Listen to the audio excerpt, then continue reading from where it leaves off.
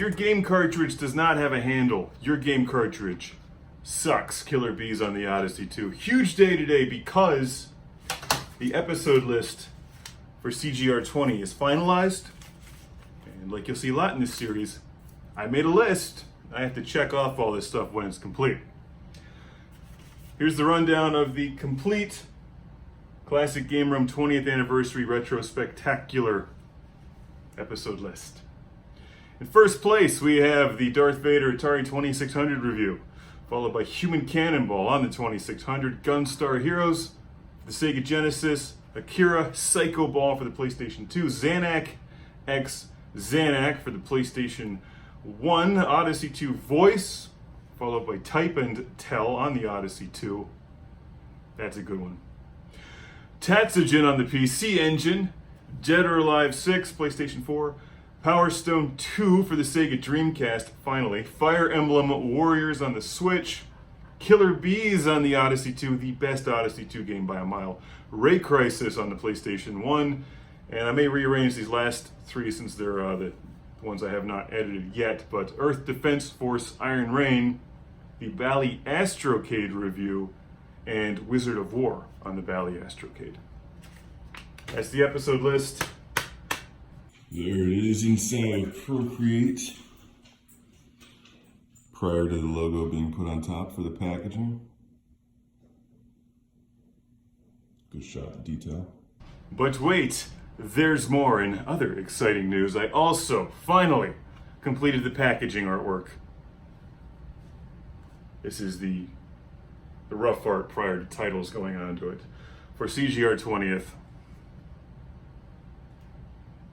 Let's watch the making of this art, because I actually built it on a different project, built it from a different project, on top of a different project, my 1939 New York World's Fair documentary. So you can actually see the artwork for that project being built before this one in the time lapse here out of Procreate. And then I'll explain what this art symbolizes in a moment.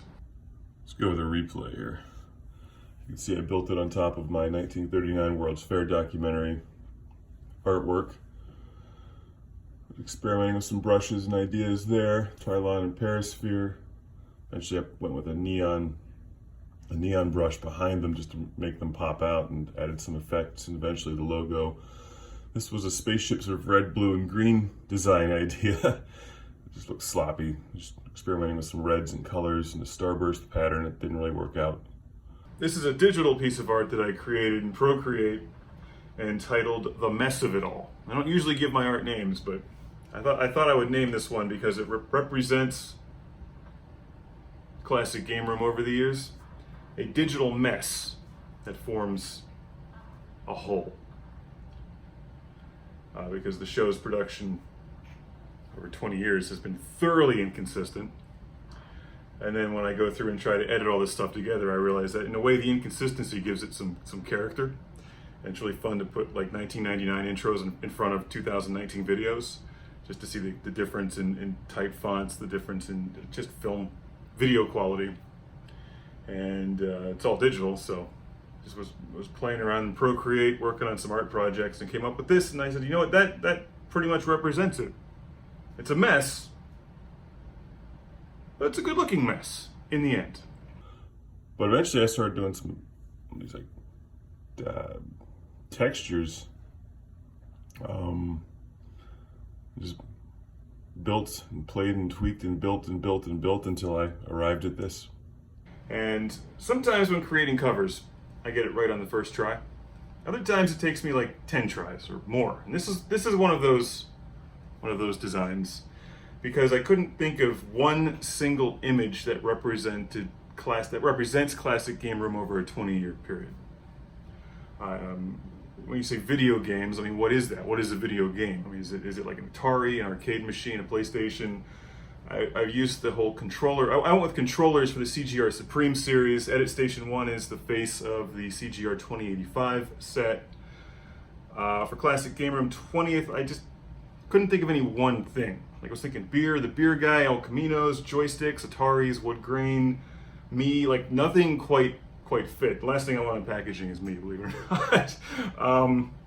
So I sat on it for a while, was actually leaning towards like a filtered Vectrex, and then I was playing around in Procreate, working on some other covers. And actually, this one came out of my cover design for A Good Time at the 1939 New York World's Fair, which is a documentary I'm producing simultaneously right now with the classic game room film, and I'll talk about that separately. But the 39 World's Fair has a very iconic image, the Trilon and the Perisphere. Anyone who knows about the 1939 New York World's Fair knows what those are. So I had one image to work with, and then I just sort of built out from there.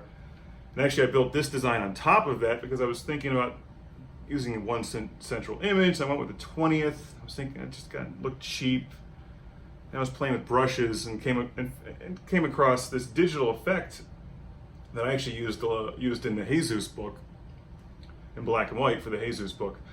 I started laying it down here in color.